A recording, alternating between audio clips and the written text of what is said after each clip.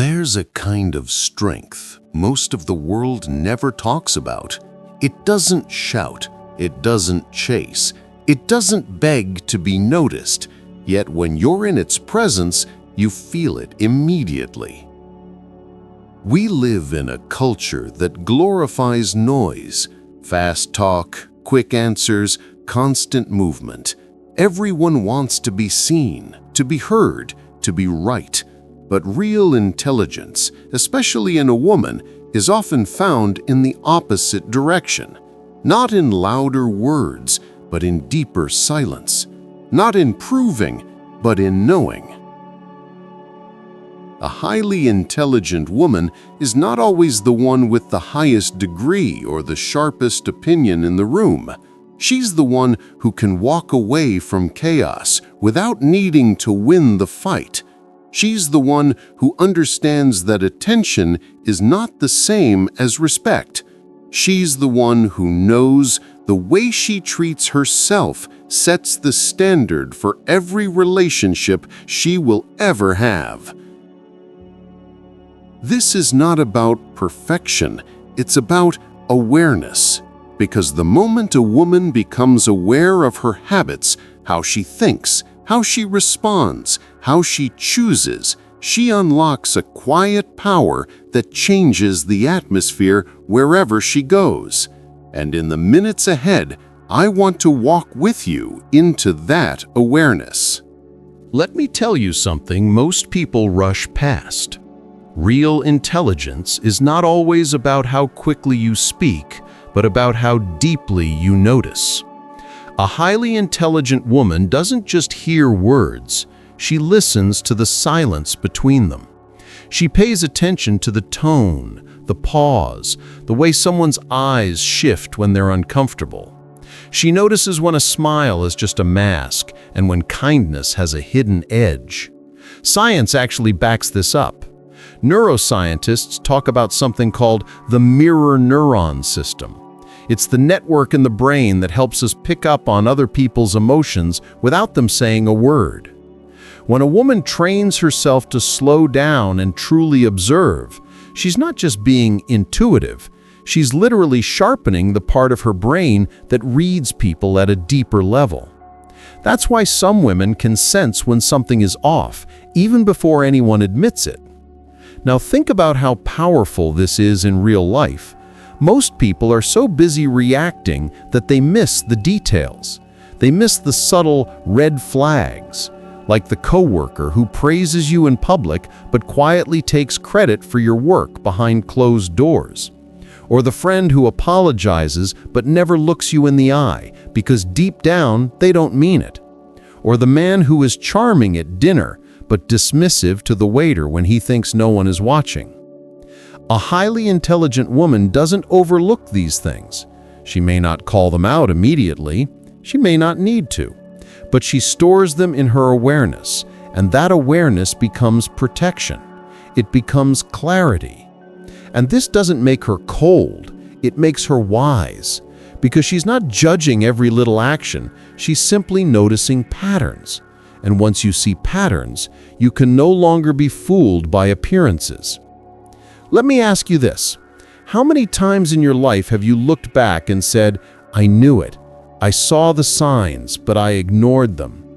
Maybe you saw that quick smirk when someone promised they'd change. Maybe you felt that tension when a friend insisted everything was fine. Most of us override our instincts because we don't want to believe them. But ignoring those signals always costs us later. The highly intelligent woman refuses to silence her observation. She trusts what she sees, and even more, she trusts what she feels when something doesn't add up. And this changes her relationships in a profound way. In love, for example, she notices when a partner grows quiet, not because he's distant, but because he's carrying a burden. She doesn't nag or assume the worst. She pays attention to his energy, and she chooses the right moment to ask what's really going on. That small act of awareness builds safety. It says, I see you, even when you don't speak. And in friendships, she notices when someone only shows up when they need something.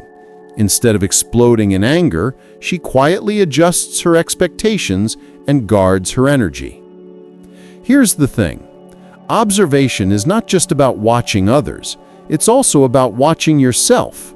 A highly intelligent woman observes her own thoughts, her tone when she's tired, the way she reacts when she feels insecure. She becomes a student of her inner world. And because she sees herself clearly, she's not a prisoner of old habits like over-explaining, people-pleasing, or shutting down emotionally. That self-awareness becomes freedom. There's a quiet strength in being the one who sees what others miss. People can sense it. They may not be able to explain it, but they feel it. They feel that she is grounded, that she can't be easily deceived, and that her presence carries weight. And that's magnetic. So here's the invitation. Slow down. Watch the people around you. Don't just listen to the words, listen to the silence between them. Notice how someone's energy shifts when they're angry, how their face changes when they're proud, how they behave when they think no one is watching. And most of all, notice yourself. Because when you observe, you understand. And when you understand, you no longer live blind. You live awake. And that, my friends, is a power most people never cultivate, but the highly intelligent woman does. Let me tell you something that sounds almost too simple to matter. Your daily rituals are the architecture of your self-respect. Not the grand decisions, not the once-in-a-lifetime moments, but the small, quiet choices you make when nobody is watching. Most people don't realize this. They think confidence comes from achievements, from applause, from what others say about them. But the truth is, real confidence is built in private. It's built every morning when you decide how you'll meet the day, and every night when you choose how you'll close it. Think about it. A woman who starts her morning with 10 minutes of journaling or a few deep breaths before she even touches her phone is telling her nervous system, you are safe, you are cared for. That's not just poetic. Neuroscience tells us the human brain thrives on predictability. Rituals create a sense of safety, lowering stress hormones and calming the body's fight or flight response. And from that place of calm, decisions become clearer, reactions become gentler. I remember meeting a woman in her late 50s. She was always exhausted, not because her life was unusually hard, but because it was full of demands. Children, co-workers, a partner who often took more than he gave.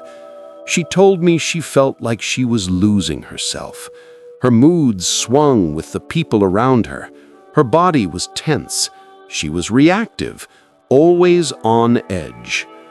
Someone suggested something so small it almost felt insulting. Spend 10 minutes every morning just for you. No phone, no noise, just a journal. She laughed. 10 minutes? That won't change anything. But she tried. 3 weeks later, her face lit up when she told me, I can't explain it. My life is just as busy, but I don't feel as frantic. I listen better, I react less, I feel steadier. The world hadn't changed, but she had. And that's the point. Rituals don't erase your problems, but they anchor you so you're not tossed around by them. Now let me ask you this. What's the first thing you do when you wake up? Do you scroll through emails, check the news, let the noise of the world crash into your mind before you've even stood up? If so, you're giving away your peace before the day has even begun. Imagine instead starting with stillness, a stretch, a warm drink, a quiet reflection. That single choice shapes the tone of your entire day. Or think about the evening. I know a woman who lights a candle before bed every single night. To outsiders, it seems almost silly, but for her, it's sacred. On days of heartbreak, she lit it. On days of joy, she lit it. On days when she felt numb, she still lit it. That small flame whispered, "Even when life feels unstable, I can still return to light." These are not empty gestures. They're training for the nervous system. They whisper safety to the brain. They remind the body, "I am cared for. I am grounded." And when you live from that place, you show up differently in every relationship. Because here's the truth. When a woman consistently honors herself in small ways, she teaches others how to treat her. If she ignores her own needs, the world will too. But if she shows her self-respect through rest, nourishment, and rhythm, others sense it. They know this is a woman who won't settle for crumbs. So ask yourself, what's one ritual you could create today that reminds you of your worth? It doesn't have to be dramatic. It could be 5 minutes of silence on the porch, a daily walk without your phone, or writing down one honest thought each night. The power isn't in how big it is, it's in doing it consistently. Because rituals are not about performance, they're about presence. They're how you say to yourself, "I matter. My peace matters. My energy matters." And over time, those little choices build something stronger than confidence. They build dignity.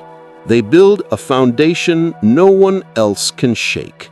That's the quiet power of daily rituals. There's a quiet trap most people fall into without even noticing. We spend our lives consuming, scrolling through news feeds, watching other people's lives, taking in opinions, advice, approval. And before we know it, we've handed over authorship of our story to the world around us. But a highly intelligent woman understands something different. She knows that life doesn't change when you consume more. It changes when you create. Not necessarily masterpieces, not necessarily something for the world to applaud, but the simple act of bringing something forth from within. Think about it. When she writes in her journal, she's not just scribbling words, she's giving her thoughts a home. When she paints, even if no one else sees it, she's giving her emotions color and shape. When she prepares a meal with intention, she's creating nourishment, not just food. When she arranges her home, she's shaping an environment that whispers back to her, "You belong here, you're safe." Science has a name for this shift. Engaging in creative activities activates what neuroscientists call the default mode network. It's the part of the brain linked to self-reflection, emotional processing, and problem-solving. In other words, creativity is not an escape, it's integration. It's how we take what we've lived, the good and the painful, and give it meaning. Let me share a story. A woman I once knew went through a brutal breakup. Her entire identity had been wrapped in the relationship.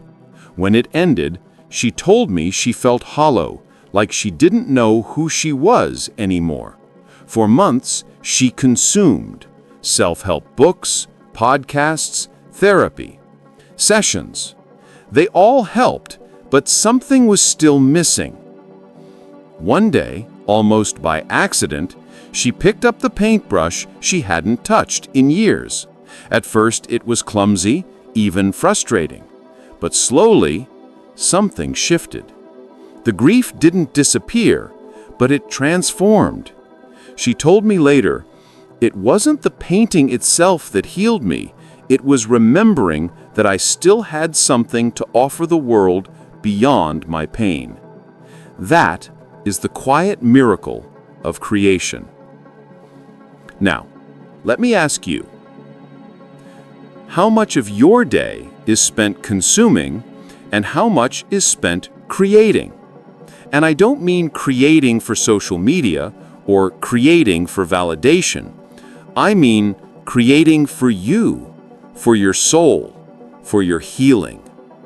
Because here's the danger. When we only consume, we lose touch with our own wisdom. We begin to rely on others to tell us what's right, who we should be, how we should feel. But when we create, even in the smallest way, we reclaim our authorship. We remind ourselves, I am not just a responder to life. I am a participant. I am a builder. Maybe for you, it's writing a few honest lines each morning. Maybe it's planting something in your backyard, even if it's just herbs on a windowsill.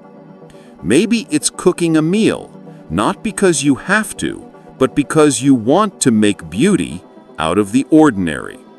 Whatever it is, the point is not perfection. The point is presence. And here's the beautiful paradox. When a woman creates, she doesn't just heal herself. She becomes magnetic to others.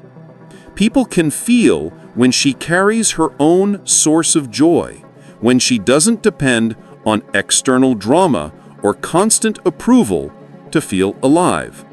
Her presence has depth. She's not chasing attention. She's not competing. She simply is. And that is more powerful than performance. So, if you find yourself drained by endless scrolling, tired of always reacting, ask yourself, what could I create today? It doesn't need to be big. 10 minutes is enough. 10 minutes to return to yourself, to give shape to what you feel, to bring forth something that didn't exist before. Because at the end of the day, consumption leaves you empty. Creation leaves you full. And the woman who creates is the woman who remembers, I am the author of my life, not a character waiting for someone else to write my story. Let me ask you something personal. When was the last time you sat in silence without reaching for your phone? No scrolling, no notifications, no endless news cycle. Just you, your breath, and the room you're sitting in. For most of us, that question is uncomfortable because our lives are wired to the rhythm of pings, alerts, and buzzing screens. The modern world feeds us constant stimulation, and while it feels like staying connected, it's slowly draining us. A highly intelligent woman learns to practice digital discipline. She knows her mind is sacred ground and not everything deserves entry. That means turning off notifications that don't matter, refusing to get dragged into online arguments that only raise her blood pressure, and yes, shutting down the screen at night so her nervous system can actually rest. Neuroscience calls this cognitive load, the amount of information your brain is juggling at once. Every alert, every email, every heated comment adds weight. And when the load is too heavy, cortisol floods the body. The prefrontal cortex, the part of the brain responsible for self-control, empathy, and wise decision-making, starts to weaken. You felt this before. The snap judgments, the sharp tone you didn't mean, the regret after reacting too fast. But here's the good news. With discipline, that cycle can be broken. One simple rule can change the game. Before responding to a stressful message or an emotional email, pause for 2 minutes. Just breathe. Ground yourself. Research shows even 90 seconds of silence is enough for the amygdala, the brain's emotional alarm system, to settle down. That tiny pause keeps you from reacting in ways you'll regret 90% of the time. Let me share a story. A woman I knew in her early 60s told me her family group chat was a constant source of stress. Every day, small disagreements turned into debates, debates into arguments. She admitted she would jump in right away, typing furiously to defend herself, and afterward she felt drained, sometimes even shaking. So she tried something new. She set a rule for herself: no responses for 2 minutes. She told me, "At first, I felt like I was losing the argument by staying quiet. But then I realized most of the time the fire burned out on its own." What she gained was peace. She didn't lose her voice, she found her clarity. Digital discipline is not about rejecting technology. It's about reclaiming control. Instead of being a servant to the screen, you become its master. Turning off the phone at 9 p.m. is not weakness, it's wisdom. It signals to your body, we are done for today. We can rest. And that rest strengthens the very brain functions that help you show up tomorrow with patience, focus, and strength. Now, I know some of you are thinking, but I need my phone. What if something urgent happens? And yes, emergencies happen. But the truth is, 95% of what we treat as urgent isn't urgent. It's noise disguised as importance. And the price we pay for constant availability is our peace of mind. So let me challenge you. What's one boundary you could set with technology this week? Maybe it's leaving your phone in another room at night. Maybe it's disabling notifications from apps that only distract you. Maybe it's committing to that 2-minute grounding pause before firing off a reply. Because when you discipline your digital world, you free your inner world. You protect your energy, your focus, your ability to respond instead of react. And in a noisy world, that's a rare kind of strength. The woman who learns this doesn't just survive modern chaos, she rises above it. Her presence feels calm, grounded, centered, and people around her can't help but notice. So remember this, your attention is sacred currency. Don't spend it on every beep and buzz. Invest it where it brings peace. That's digital discipline. That's how you give your mind the space to breathe. There's a quiet strength most people overlook, the ability to be soft yet steady. It's not loud, it's not dramatic, but it's the kind of strength that makes people stop and pay attention without a word being spoken. A highly intelligent woman understands this balance. She's lived enough life to know there's a time to be gentle and a time to be firm. She knows that softness doesn't mean weakness, and firmness doesn't mean anger. Real power is being able to carry both, like steel wrapped in velvet. Think about it. Anyone can snap back when they're disrespected. Anyone can shout to make a point. But it takes real maturity to pause, to breathe, and to respond from a place of clarity instead of chaos. Neuroscience tells us that anger may feel powerful in the moment, but it actually drains the body. It spikes cortisol, tightens the nervous system, and leaves you exhausted afterward. Softness, on the other hand, keeps the nervous system regulated. It allows the brain's decision-making center, the prefrontal cortex, to stay online. And from there, wisdom can speak. But here's the danger on the other side, always being soft. Many women, especially in younger years, confuse kindness with overgiving. They forgive too quickly, bend too easily, and stay silent just to avoid conflict. And in the long run, that costs them dignity. A highly intelligent woman finds the middle path. She's learned, often the hard way, that her softness is a gift, but her firmness is a protection. So she blends the two. When a man disrespects her boundary, she doesn't scream. She simply stops giving him access to her presence. That single act communicates more than hours of arguing ever could. Let me share a story. I once knew a woman in her 40s who told me about a painful turning point in her marriage. For years, whenever her husband raised his voice, she would match him, yelling, crying, pleading. She thought fighting louder would make her heard, but it only deepened the distance. Then one day, she tried something different. He started shouting, and she simply went quiet. Not in defeat, but in calm. She looked him in the eye and said, "I love you, but I will no longer fight to be disrespected. When you're ready to speak with respect, I'll be here. Until then, I'll be silent." She walked out of the room. No tears, no drama, just velvet steel.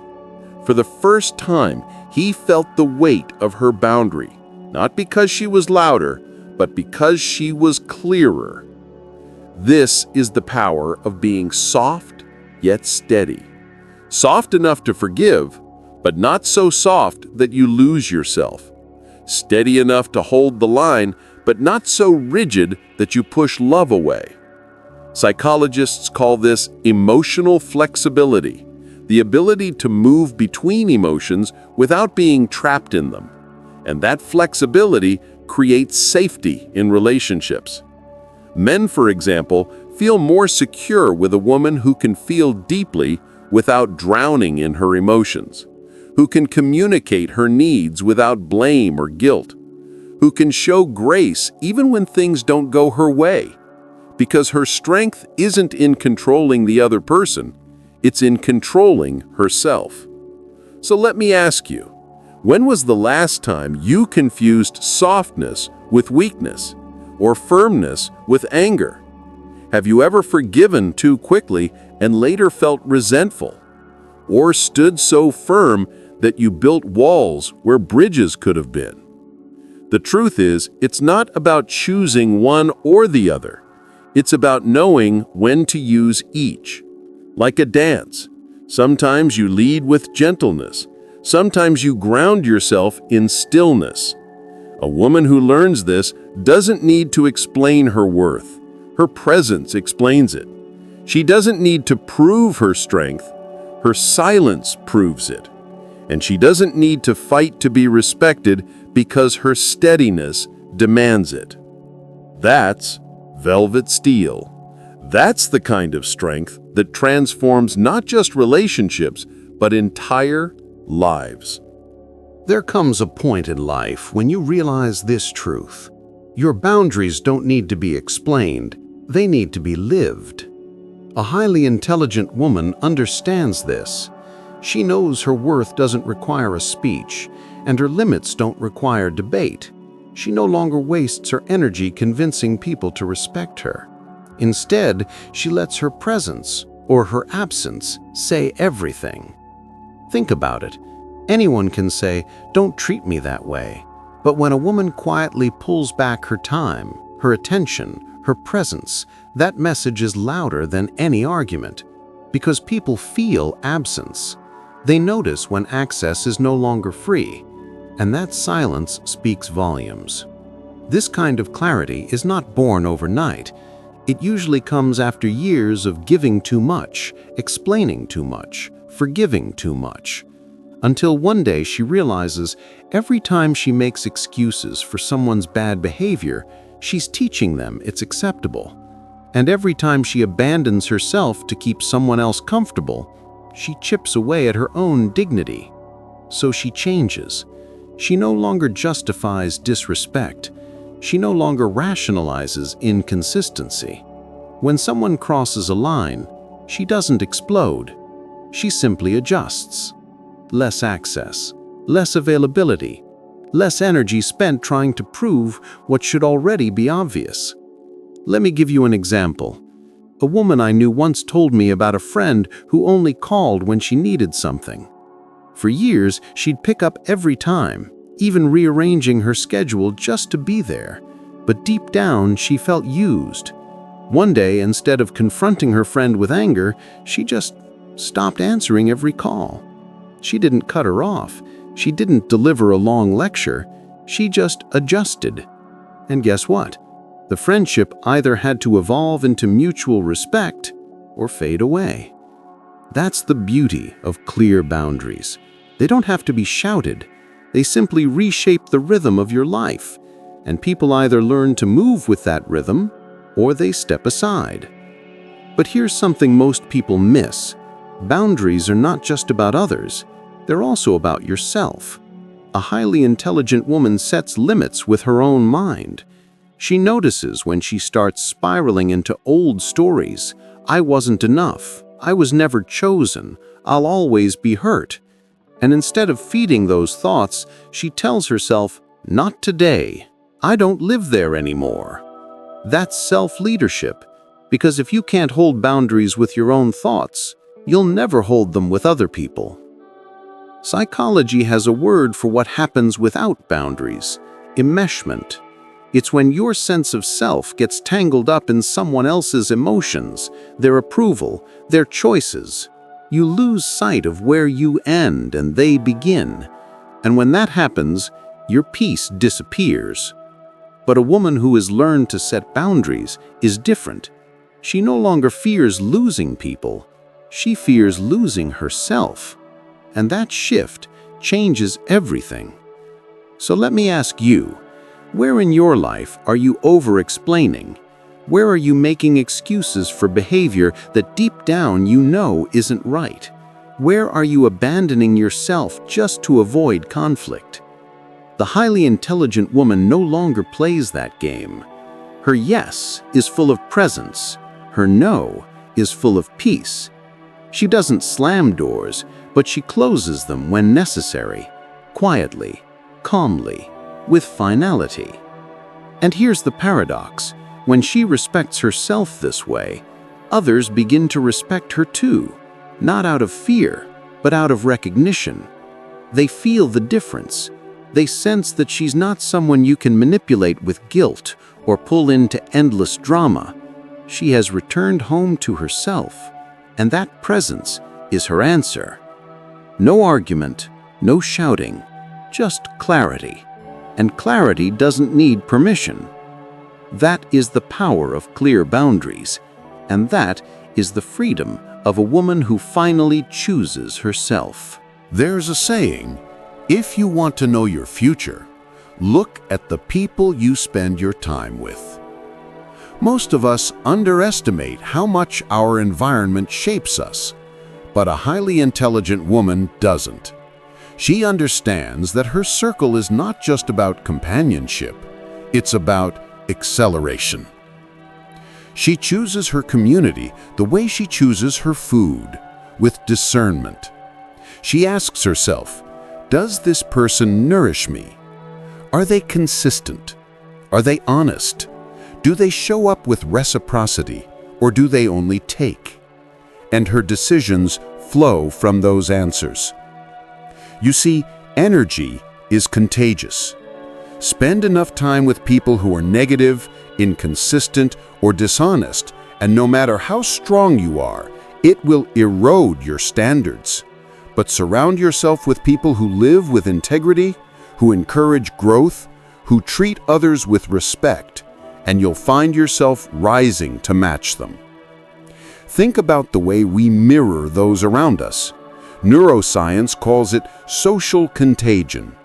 Emotions, habits, even levels of ambition spread like wildfire in close groups. Studies show that if your close friends are healthy, you're more likely to make better health choices yourself. If they're generous, you'll naturally become more giving. If they're disciplined, you'll step up your own consistency. And the reverse is just as true. I knew a woman in her 50s who told me about the turning point in her career. For years, she was surrounded by colleagues who complained constantly. They discouraged new ideas, mocked ambition, and settled for good enough. She said it was like carrying weights on my ankles. Then she joined a small mastermind group. Just 5 women who met every month to share goals and hold each other accountable. Within a year, her entire life looked different.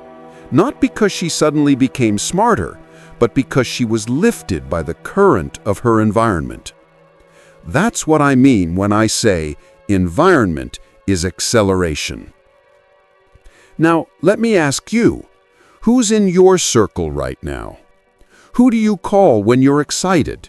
Who do you turn to when you're hurting? And when you leave those conversations, do you feel lighter or heavier? Do you feel nourished or quietly drained? The highly intelligent woman refuses to ignore these questions. She knows that every relationship is either a deposit or a withdrawal from her energy.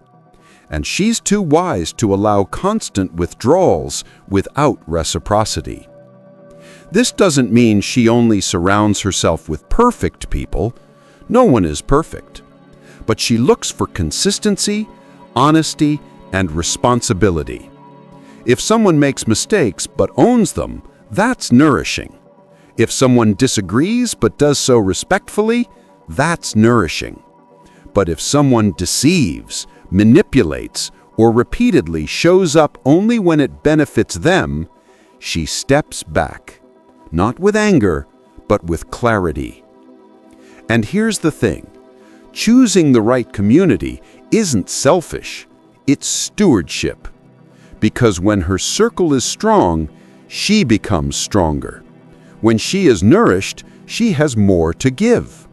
A woman who is constantly drained has little left for herself, let alone for the people she loves. But a woman surrounded by integrity and respect becomes a wellspring. So maybe today is the day to take inventory. Write down the names of the 5 people you spend the most time with. Then ask yourself, are they nourishing me? Are they transparent? Do they give as much as they take? The answers may be uncomfortable, but they are also liberating. Because once you see clearly, you can choose clearly. And when you choose your environment with intention, you stop walking through life with weights on your ankles. You start moving with acceleration. The highly intelligent woman knows this. Her circle is not just about who sits at her table. It's about who shapes her standards. And she refuses to let her standards drop. That's the quiet power of choosing the right community. And it's one of the greatest accelerators of a meaningful life. There's a big difference between being quiet on the outside and being still on the inside. Most people confuse the two. They think if they don't speak, they're practicing patience. But silence on the surface doesn't mean calm in the heart. True wisdom is learning to hold stillness within, even when the world around you feels like a storm. A highly intelligent woman understands this. She doesn't rush to react. She doesn't scramble to defend herself every time someone throws an insult. She doesn't let her nervous system run the show. Instead, she gives herself space, just 90 seconds of breathing before responding. And in that pause, something powerful happens. Science explains it clearly. When you're triggered, your amygdala, the emotional alarm system in the brain, flares up. That's why your heart races, your hands shake, your words come out sharp.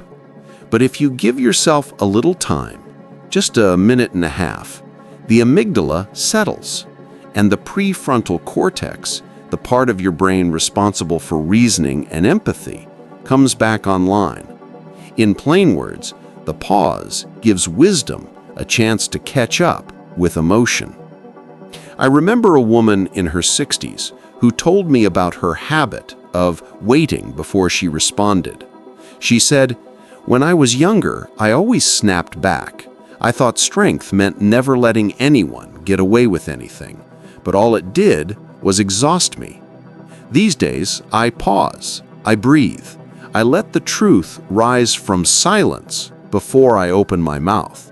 And she laughed. "It saves me from saying a lot of things I don't mean." That's inner stillness. It's not weakness, it's mastery. Now think about how most conflicts play out. One person raises their voice, the other matches it. Anger collides with anger, and before long, no one remembers the original point. But imagine if one person in that storm chose to stand still inside. Instead of matching chaos, they grounded themselves. That shift alone can change the entire direction of the conflict. Eastern philosophy has a phrase, "The wise one drinks water, but hears the ripple." It means living in such awareness that even the smallest signal is noticed. A woman who carries inner stillness doesn't just hear words, she feels energy. She notices when a smile doesn't reach the eyes. She sees the pain behind someone's anger. Because her own mind isn't full of noise, she has space to perceive clearly. And here's what most people miss. Stillness isn't the absence of emotion. It's the presence of choice. The intelligent woman feels everything: anger, sadness, joy, disappointment. But she isn't ruled by any of it. She knows she can choose her response. Let me ask you, how many regrets in your life came from words spoken too quickly? How many arguments dragged on because you reacted instead of paused? What might have been different if you gave yourself 90 seconds of stillness before responding? One woman told me she started practicing this at work. Whenever her boss criticized her harshly, instead of snapping back or shutting down, she simply took a breath, waited, and said, "I'll think about that."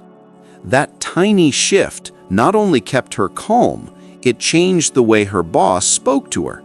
Respect grew because she showed control without aggression. That's the quiet power of inner stillness. It transforms relationships, not by force, but by presence. And the truth is, in a world addicted to reaction, restraint is magnetic. People sense the difference. They lean into someone who doesn't need to prove themselves in every moment. So here's the practice. The next time you feel your chest tighten, your pulse race, your anger rising, pause, breathe. Wait for the truth to rise from the silence, not from the heat of the moment. Then choose your words. Because when you hold stillness inside, the storm outside loses its power.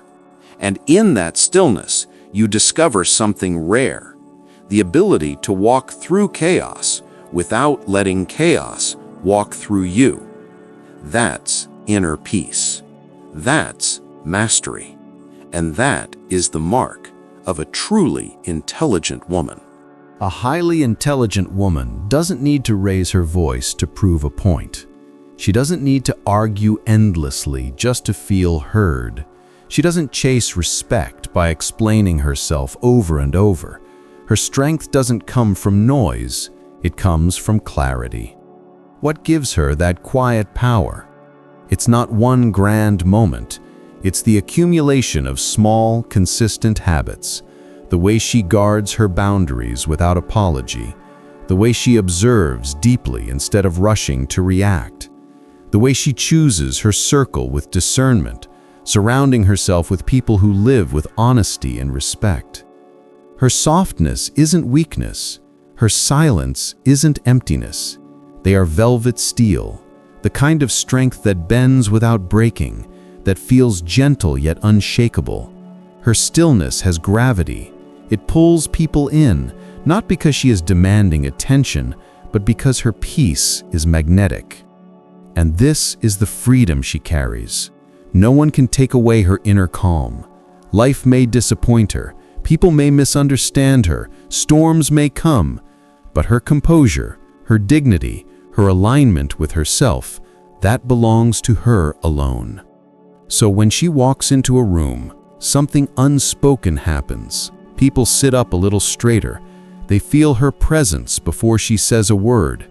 They sense the weight of a woman who knows herself, who respects herself, who doesn't settle for less than truth. That is her message to the world, not shouted, not argued, not defended, simply lived. Her presence is her answer.